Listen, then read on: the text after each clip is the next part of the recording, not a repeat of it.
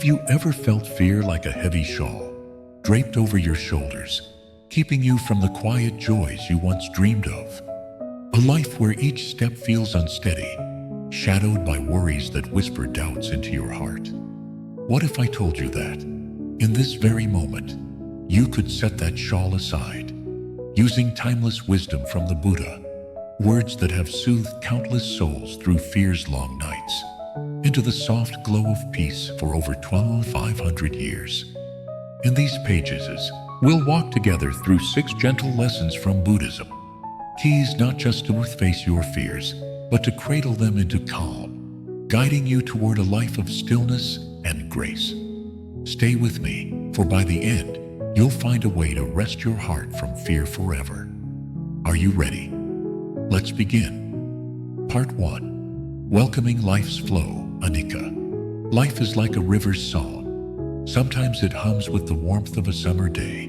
Sometimes it hushes with the cool of evening mist. Everything moves, ever-changing. Yet we often forget this.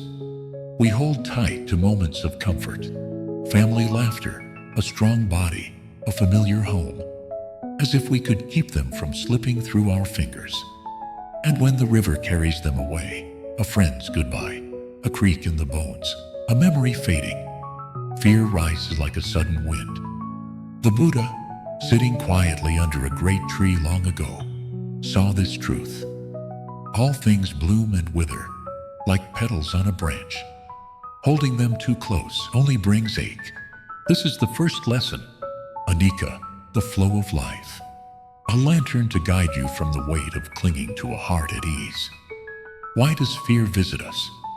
Not because the world shifts, but because we resist its gentle current. When a doctor's words unsettle you, or a quiet house feels too empty, your mind stirs with shadows of what might be lost. But the Buddha whispered a deeper peace. Nothing stays the same. The joys you treasure today will soften like dusk, and the worries tugging at you will fade like ripples on a pond.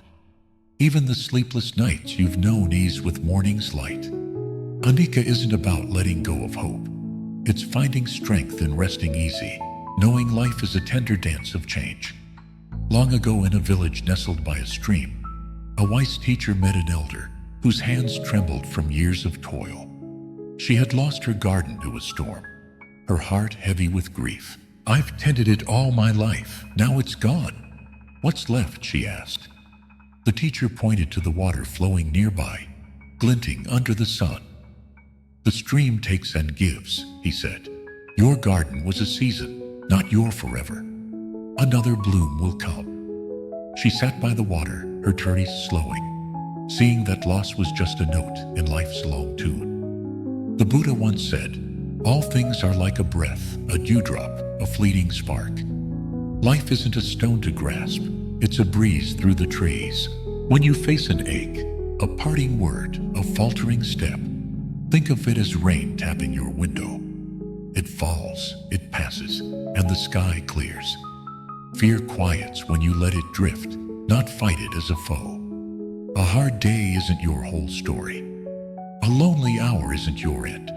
Life flows on, and you can sway with it, light as a leaf. How do you welcome this flow? No need to wander far, or sit in silence for hours. Just rest a moment. Watch clouds sail across the sky, gathering then fading away, or feel the warmth of a teacup in your hands, each sip a visitor that comes and goes. Your days are the same, each worry a guest, not a keeper. When fear whispers about health, family, or tomorrow, see it as a cloud passing through. Let it go, and you'll find a wide open calm, a peace as near as your next breath. Part 2. Seeing fear's gentle mirage.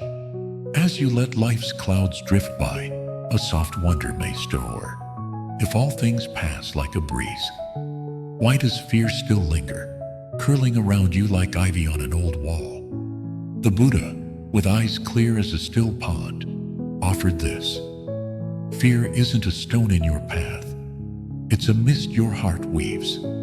This is the second lesson. A candle's glow to melt away shadows that aren't truly there. Fear is a quiet storyteller, spinning tales so real, you forget their dreams. When you face something new, a doctor's visit, a word to a child, a step into the unknown, your chest tightens, your breath quickens. You picture stumbles, cold silences, or a dark road ahead. But stop a moment. Where is that stumble? It hasn't come. You're here, with sunlight spilling through the curtains, your hands resting in your lap. The Buddha taught that fear is a ripple in your mind, loud, but no wave truly crashes. We hear it and pull back, letting it steer our days. Once, by a hillside where wildflowers swayed, an old weaver lived in dread. Each night, the wind rattled her shutters, and she heard it as a call to the end. She sought a kind monk, her voice frail. The wind follows me. I can't rest. The monk picked up a pebble, dropped it with a soft thud. What was that? He asked. A stone falling, she said. He smiled.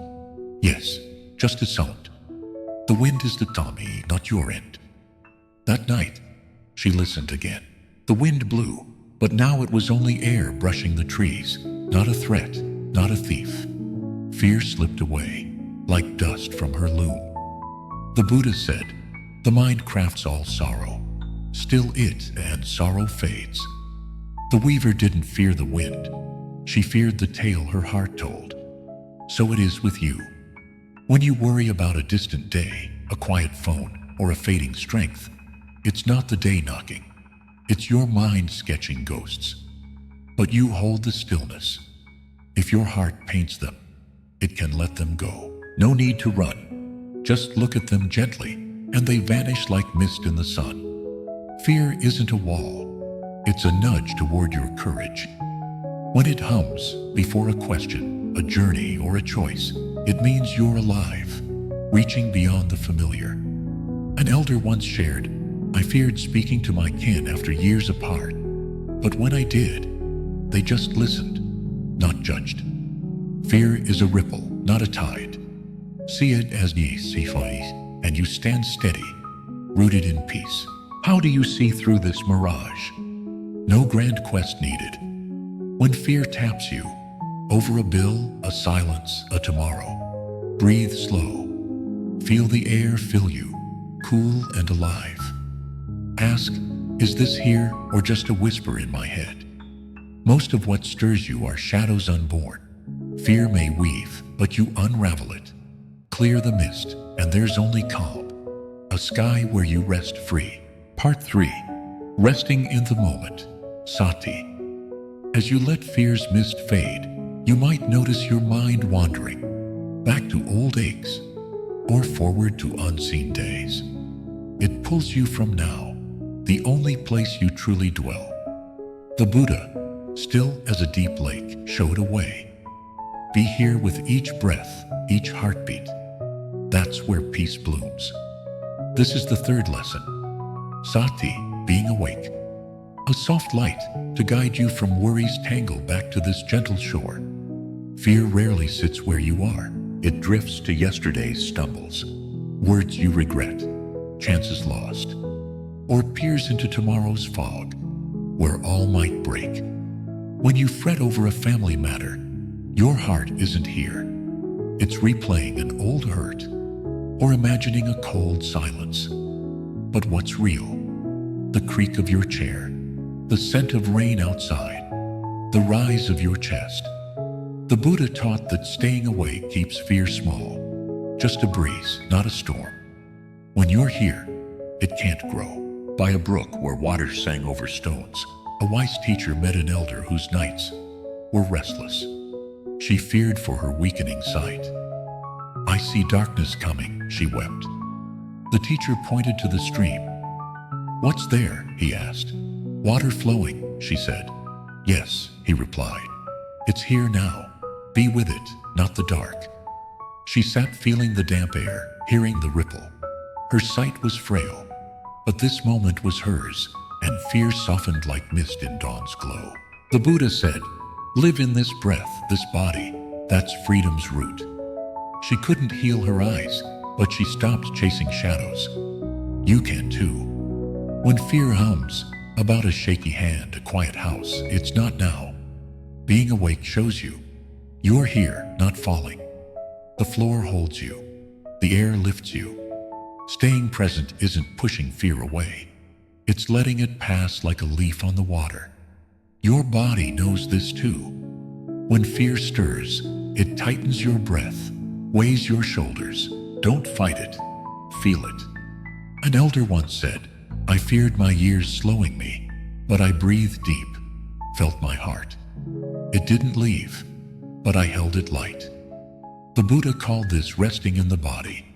Fear becomes a guest, not a master, part of life's quiet rhythm. How do you rest here? No need for long chants or far-off retreats. When fear calls, over a forgotten name, a stiff joint, pause. Touch your hand to your heart. Feel its steady beat. Hear the world. Birds, wind, a kettle's hum. Let it draw you back. Ask, am I here now? Most of what shakes you isn't today. Light this lamp of presence, and fear's just a breeze, too soft to carry you away. Part 4. Embracing life's shared ache, dukkha. As you rest in the moment, letting presence guide you, you may feel life's deeper pulse, aches of lace, weariness, silent wounds. The Buddha, with a heart wide as the heavens, faced this. Sorrow touches all, but through it you can rise. This is the 4th lesson. Dukkha, life's ache. Not to weigh you down, but to lift you with the truth that your fears weave into everyone's song. Sorrow isn't a stranger. It comes with a loved one's absence, a body's slowing, a day's quiet heaviness. Fear flows from this river, dreading more loss, more stillness. But the Buddha offered a gentle lens. This isn't yours alone. Every soul, from the neighbor tending flowers to the child skipping by, knows it. When you see your fears of fading strength, empty rooms, are shared, they soften. It's not a lone shadow, it's a thread tying you to all hearts. Once, near a village hearth where tea steamed, a wise teacher met an elder who feared his past. I've outlived so many. Am I next? He asked, voice low. The teacher held up a worn cup. This cracks with time. Does it grieve? The elder shook his head. No, it's just age. The teacher nodded. So is your ache. Part of being here, not a punishment. The elder sipped his tea. Seeing his fear wasn't his burden alone. It was life's quiet beat, shared by all. He rested easier, untroubled by old ghosts. The Buddha said, birth aches, age aches, parting aches, but knowing this, you soar. The elder couldn't stop time, but he saw it as life's rhythm, not his foe. So can you. When you fear a trembling hand or a silent evening, it's not weakness. It's your humanness.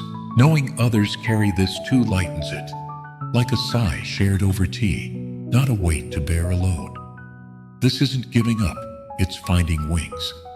An elder once said, I lost my dearest friend, but saw others had too. I wasn't alone, and that eased me forward. The Buddha called this the steady path, walking through ache with open eyes. Your fear of health, of quiet, is dukkha's echo. See it as life's pulse, and it's a road you can travel, not a wall.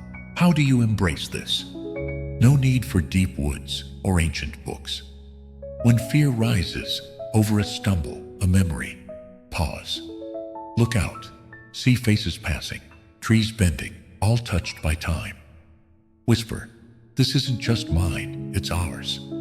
Breathe in, feel life in your chest. This ache teaches you not to sink but to rise, light as a bird in the wind. Part 5. Releasing the heart's cling, tanha. As you cradle life's shared ache, you might feel a subtler tug. Fear born not just from outside, but from within, where you hold tight to unseen threads. The Buddha, soft as moonlight, saw its source. Clinging lights the fire of unrest. Release it, and peace flows. This is the fifth lesson. Tanha, the heart's thirst, a knot you tie, but also one you can undo, letting fear slip away, like dew at dawn. What is this cling? It's the ache to keep things close, a steady day, a loved one's voice, a sense of who you were. You hold them like a lantern in the dark, fearing without them you'll fade. But that grip stings. When a routine shifts, you tremble. When a voice quiets, you break. The Buddha taught that this thirst feeds fear. The tighter you clasp, the heavier it grows. Yet here's the grace. You can open your hands. What you hold isn't your light. It's a flower, and you can let it rest. By a temple where bells sang low, a wise teacher met an elder who feared loss. She'd kept her home just so, but time wore it down. "If it goes, what's left of me?" she asked. The teacher poured tea, then let it spill gently. "What's there?" he said. "An empty cup," she replied. "Yes," he smiled, "but it's still a cup, ready for more. Your home changes, but you remain." She looked at her hands, worn but alive, and let go. Her fear drifted like steam from the pot. The Buddha said, "Drop this thirst, and your heart flies free." She didn't need her walls to be herself. She released them, not to lose, but to find. So can you. When you fear a day's end, a parting, it's not because they're your breath. It's because you've tied them close. But they aren't you. The day shifts, voices fade, yet you sit here alive. Releasing this is unbinding, not emptying, but lightening, so fear finds no root. This isn't forsaking all. It's living with open palms. An elder once shared, "I feared losing my old ways, but letting go, I found quiet instead." The Buddha called this peace in the flow, cherishing without chaining. When you fear a change, a slower step, a silent hour, see it as a petal in your hand. Tend it, but don't clutch. Let it fall, and fear falls too, soft as die. How do you release this? No mountain vigils needed. When fear hums over a shift to stillness, pause. Are your hands tight? Breathe deep. Let your shoulders ease. Whisper, "This isn't me. It's just a flower, free to go." Look up, sky wide, birds calling. You hear. Open your hands, not to lack, but to hold peace, letting fear drift like a cloud.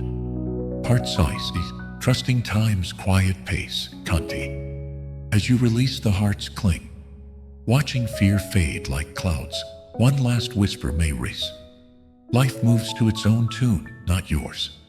It lingers like a slow dawn, or rushes like a sudden rain, and that waiting can stir fear anew. The Buddha, steady as an old oak, offered this. Patience is a soft wind. It doesn't stop the rain, but keeps you calm within. This is the sixth lesson. Kanti, waiting gently, a root to hold you steady, letting fear settle like dust on a still path. What is this patience? It's not sitting idle, but a quiet trust in life's rhythm. Fear sparks when you crave answers now, a word from kin, a body's ease, a clear tomorrow. When time stretches, your mind weaves shadows, loss, silence, drift. The Buddha taught that rushing fans fear's flame. The more you strain, the louder it hums. But stand still, like a tree in winter, and you'll see time unfolds its own way, and fear is just a hurried echo. By a grove where pines whispered, a wise teacher met an elder who fretted over her blooms. A cold snap had dulled them, and she feared they'd never return. "I've tended them so long. Why won't they grow?" she asked. The teacher handed her a dry twig. "When did this break?" he said. "I don't know," she replied. "Just so," he nodded. "It fell when ready. Your flowers will too.